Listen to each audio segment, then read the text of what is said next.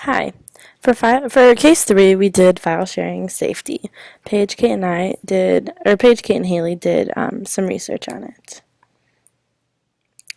Basically, what is it? According to McDowell, Wrigley, and Dorman, file sharing involves using technology that allows internet users to share files that are housed on their individual computers. As stated on here on this slide, some most common sources would be movies, music, and like computer software. Why is it a potential problem? Underage children have access to like pornography, they can just go on the internet and search anything they want. Exposure to like personal information, so like your credit card information or debit card or any type of thing, documents that you have saved. There's limited access to internet, some potential viruses. You could get a virus just by going onto a specific website. There's online scamming, like infringing copyright, and then there's also plagiarism that can happen. So you can not only contact other people to make your own papers, and then that's definitely plagiarism right there, or you can just copy and paste the simple anything you find online. Some resources that have been used were like LimeWire, some FrostWire, and like YouTube to MP3. A lot of people will just copy like the URL from YouTube, and they can put it into like an MP3 form, and there you go. You get like free music, so you don't have to use iTunes and buy your music. Some statistics that I have listed here are like 24% globally and 17.5% in the United States are illegally downloading music and movies.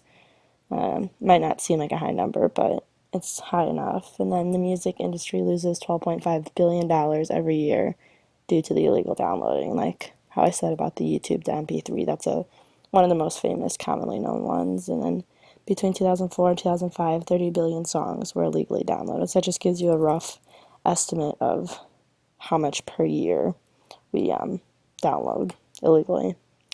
Some illegal file sharing in the school, plagiarism within schoolwork. Like I mentioned earlier, you actually can find people who will write your work and write your papers online and send it to you, and you can pay for it, and that's plagiarism by using someone else's work. You cannot credit your authors correctly. You might not, you forget or something, and then there's also taking work from other students and using essays written by someone else, like I already said.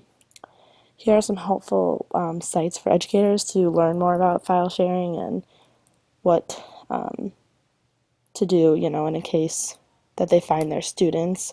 And that way, here are some guidelines. You could tell the student they would receive a 0 on the assignment.